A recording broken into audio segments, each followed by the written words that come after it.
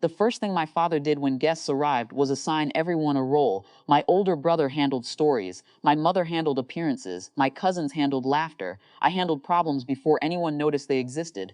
By the time dinner started that night, I had already spent 11 hours fixing a payroll issue at one of the warehouses, approved 2 emergency transfers, and convinced a supplier not to suspend shipments until Monday. I came straight from the office still wearing my security badge because I hadn't had time to take it off. My father noticed it immediately. "Look who finally made it," he said, carving into the roast without looking at me. The help decided to join us. A few people laughed softly. Normal. I pulled out a chair anyway.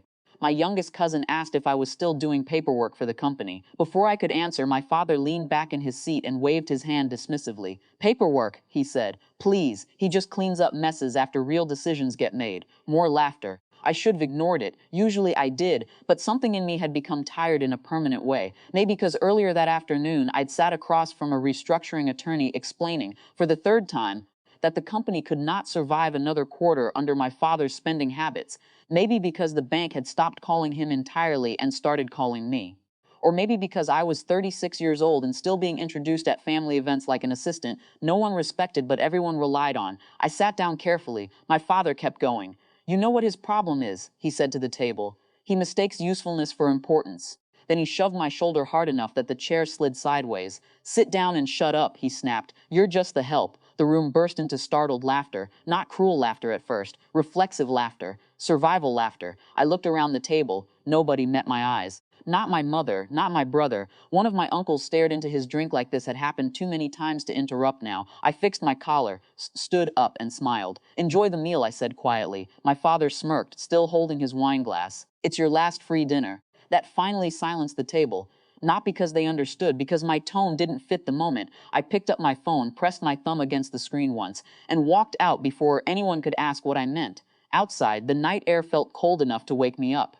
I sat in my car for almost 10 minutes before driving anywhere. Part of me wanted to turn around, apologize, pretend I'd overreacted, restore the balance everyone was comfortable with. Instead, I drove downtown to the office. The authorization had already been drafted weeks earlier. I'd prepared it after the second missed debt payment, back when the bank warned me privately that personal guarantees were no longer enough. Temporary operational suspension, exit protection protocol, executive review transfer, clinical language for something very simple. If my father continued running the company unchecked, there would soon be no company left. I signed the final approval at 11:42 p.m. Then I turned off my phone and went home. I woke up at 6:10 the next morning to vibration against the nightstand. Missed calls covered the screen. My brother, my mother, 3 department heads, 2 unknown numbers from the bank, 17 messages from my father. The last one simply read, "What did you do?" I showered before answering anyone. For years I had responded immediately to every crisis.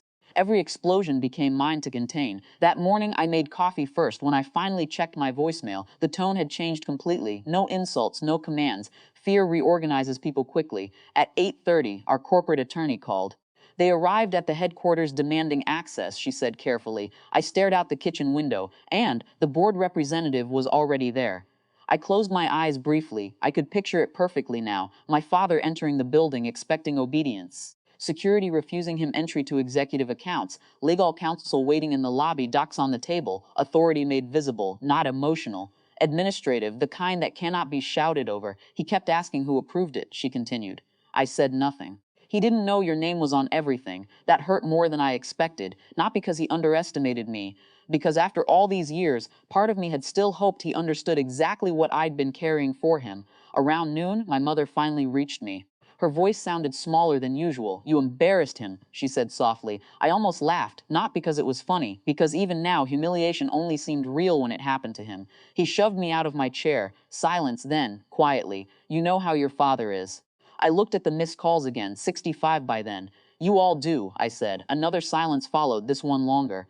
"What happens now?" she asked. There it was. Not "Are you okay?" Not "Why didn't we stop it?" What happens now? I told her the truth. "The company survives," I said.